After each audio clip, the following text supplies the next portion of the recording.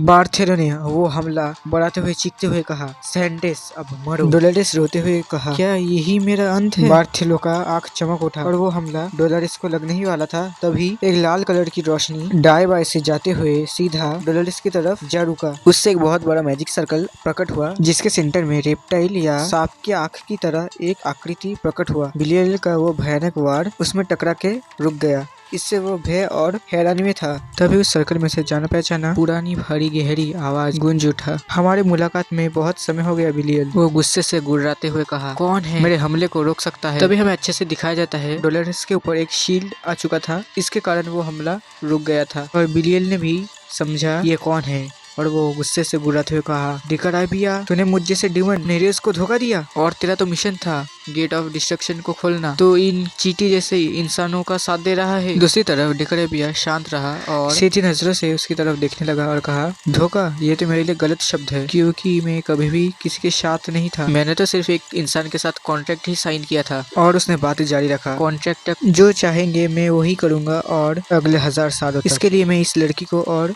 इंसान समाज के लिए शील्ड बन के हमेशा खड़ा रहूंगा। सब देख के डोलोरेस अपनी आंखों पे विश्वास नहीं कर पा रही थी, क्योंकि एक डीमन इंसान को बचाने के लिए दूसरे डीमन के साथ लड़ रहा है। दूसरी ओर बिलियल चीखते हुए कहा, क्या तू पागल हो चुका है डिकाराबिया? तू हम जैसे डीमन के लिए धब्बा है। तू जो कर रहा है इसके लिए तुझे हम जैसे डीमन का गुस्सा को संभालना होगा, जो क्रोध गेट ऑफ डिस्ट्रक्शन के साथ फूटेगा। बिलियल हंसते हुए कहा, जब समय आएगा वो हम देख लेंगे। और कहा, मेरी शक्ति कम हो रही है, लेकिन तेरा ऑरा तो समय के साथ बढ़ रहा है। बिलियल गुस्से से फटते हुए कहा, तू जो कह रहा है इसका मतलब क्या है? उसी समय उसके पीछे से लाल कलर की ऑरा निकलते हुए हम देख पाते हैं, और वो और कोई नहीं, नाइट हाउंड था, जो पूरी तरीके से रिकवर हो चुका था। छलांग लगाते हुए बिलियल के ऊपर भयानक स्लैश मार के खड़ा हो गया। इसके कारण बिलियल अपनी जगह से हिल गया। नाइट हाउंड जमीन पर लैंड करते हुए कहा, मेरा इरादा तो तेरा सर उड़ाने का था, लेकिन मेरा निशाना थोड़ा चूक गया। शुक्र मना, तेरा अंत कुछ देर के लिए टल गया। बिलियल घूरते हुए उसकी तरफ देखा और उसके घाव से बहुत ज्यादा खून निकल रहा था। अगले ही पल उस जगह पे हजारों गोल्ड कॉइन आके वो घाव ठीक करने लगा। उसने गुर्राते हुए कहा, तू जिंदा कैसे है? मैंने तो तेरे अंदरूनी अंग को पूरी तरीके से डैमेज कर दिया था। नाइट हाउंड अपने पैरों पे खड़ा था, उसके शरीर से अभी भी खून निकल रहा था। उसकी लाल आंखें चमक उठा और उसका स्वॉर्ड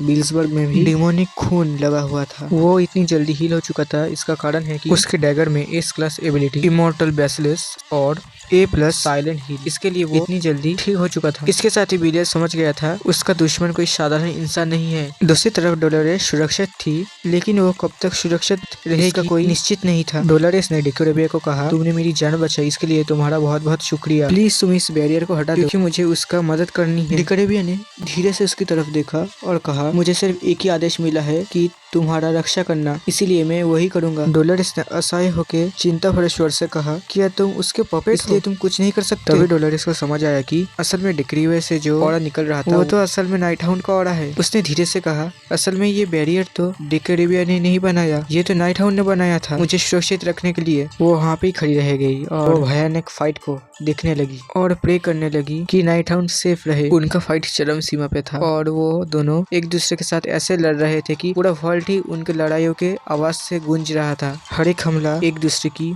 मौत की ओर खींच रहा था। बिलियल ने एक स्माइल देते हुए कहा, तुम जितना मुझे चोट दोगे मैं उतना ही ज्यादा ताकतवर होता चलूंगा। लेकिन फिर भी वो दोनों एक दूसरे के साथ फाइट करना नहीं रुके। इनका फाइट इतना इंटेंस था कि ये देखने में लग रहा था बहुत शक्तिशाली डीमन का एक दूसरे के साथ फाइट हो रहा है। तभी बिलियल का भयानक वार नाइट हाउंड के हाथ पर लगा और उसे मानो पानी की तरह खून निकलने लगा। घातक वार के कारण दीवार पे जा गिरा, उसकी सांसें भारी हो चुका था, उसके बदन से बहुत ज्यादा खून निकल रहा था। दूसरी तरफ बिलियल की बात करें तो उसे भी बहुत ज्यादा डैमेज पड़ा था और उसके भी शरीर से बहुत ज्यादा खून निकल रहा था, लेकिन वो इस बात पे हैरान था कि एक इंसान उसे इतना ज्यादा डैमेज दिया है। मैं तो इंटरमीडिएट स्वॉर्ड मास्टर, फिर भी ये इंसान मुझे रोक पा रहा है। नाइट हाउंड सीरियस हो चुका था और वो मन ही मन सोचा, हर दुश्मन जो अब तक उसने हराया था उनमें से ये सबसे ज्यादा पावरफुल है और चालाक है। इसको हराना सबसे ज्यादा कठिन होगा, क्योंकि अब तक वो जितने बारी घातक हमला किया था हर हमले को उस डैमेज को वो सोने के सिक्के से हील कर रहा था। इसके कारण और पहले से भी और ज्यादा शक्तिशाली हो रहा था, इसलिए अनंत टाइम तक बिलियल फाइट कर सकता है, लेकिन मैं नहीं। उसके बाद नाइट हाउंड ने लंबी सांस छोड़ी और कहा, लेकिन मैं हाल नहीं छोड़ सकता, मैं ताकत से नहीं समय से उसे हराना होगा।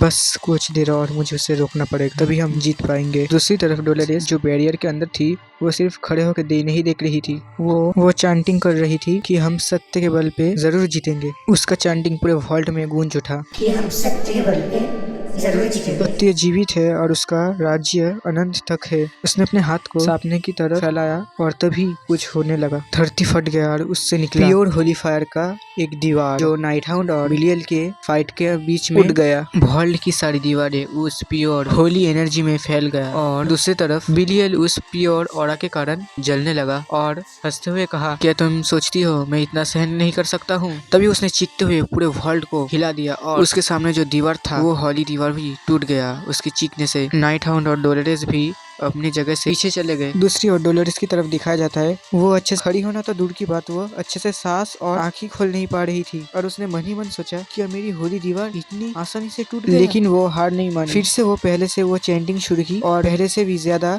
आत्मविश्वास के साथ। बिलियल ये सुनने के साथ ही गुस्से से चीखते हुए कहा, तू औरत, तुझे क्या पहले मरना है? तो ठीक है सेंटेस, तो तुझे ही पहले मैं मारूंगा। वो अपना भयानक हमला करने वाला था तभी एक लाल कलर की रोशनी उसके पीछे जाकर रुक गई। वो असल में नाइटहाउंड था जो बहुत ही तेजी के साथ उसके पीछे जाकर बहुत ही घातक हमला करा दिया। बिलियल ये समझा ही था तभी उसके भीतर डर की लहर जाग गई। नाइटहाउंड का स्वॉर्ड बेलमुंज खून की तरफ से जाग उठा और नाइटहाउंड कहा, तेरा दुश्मन मैं हूँ बिलियल। लेकिन बिलियल इससे नहीं डरा। भयानक हंसी के साथ कहा, इसका मतलब तुम जिंदा हो? उसकी आंखें गोल्डन रोशनी के साथ चमक उठी मानो वो कोई दूसरा ही प्लान कर रहा था। तभी नाइटहाउंड के आसपास जो भी सोने के सिक्के थे वो सभी एक साथ मिलकर बहुत सारे टेंटिकल बनाते हुए वो उसके चारों तरफ लिपट गई। नाइटहाउंड को जकड़ने लगे मानो जैसे वो इससे ही उसे मारना चाहता था। नाइटहाउंड ने छटपटाने लगा जिससे वो उस बंधन से छूट पा सके, लेकिन वो और भी ज्यादा ग्रिप बना रहा था। इसके कारण उसे सांस लेने में भी बहुत ही तकलीफ हो रहा था। जैसे जैसे समय बीत रहा था उसके हड्डी में भी दबाव बढ़ रहा था। अगले ही सेकंड वो अपना हाथ उठाने लगता है। देखकर लग रहा था वो किसी चीज को आदेश दे रहा है और वो और कोई चीज नहीं, वो हॉल में रखा हुआ सोने के सिक्के को अपने इशारों पे घुमाते हुए भयानक अटैक बनाने लगता है और वो कहता है, क्या तुम ये देख सकती हो सेंटेस? डोलोरेस ये भयानक नजारा देखते हुए अपनी जगह पे जम गई और मन ही मन सोची और कही, तुम जो ये संपत्ति को तुच्छ मानकर और विश्वास करते हुए जी रहे हो यही तुम्हारा सबसे बड़ा गलती है और ये तुम्हारा डिमोनिक मैजिकल पावर मेरा होली मैजिक बहुत ही ज्यादा शक्तिशाली है। और क्या तुम समझते हो इंसान सिर्फ लालच के लिए अपना संपत्ति बनाता है और वही से तुम अपना पावर बढ़ाओगे। डोलोरेस ये कह रहा था तभी वो अपना भयानक अटैक बढ़ाने लगता है। सेंटेस, मेरे इस हमले से छोटे छोटे टुकड़ों में बटकर मर जाओ, यही तुम्हारे लिए बहुत सम्मान की बात होगी। डोलोरेस ये देखकर डर से अपने आंख बंद करके छिपने लगी। विस्फोट होता है और उस हमले के कारण उसके दोनों हाथ पांव से खून निकलने लगता है। उसके बाद वो अपने आंखों को धीरे धीरे खोलने लगी जो डर से भरा हुआ था, लेकिन वो नहीं मरी। इसका कारण है कोई और ही अपने ऊपर ले लिया था, इसके लिए उसके ऊपर कोई हमला नहीं हुआ और इसके कारण आसपास में बहुत ज्यादा खून चलने लगा जो और कोई नहीं नाइटहाउंड था। उसके भीतर वो हमला घुस चुका था, इसके कारण उसके शरीर से हर जगह से खून निकल रहा था। डोलोरेस ये दृश्य देख के स्टैचू की तरह स्तब्ध होकर रह गई।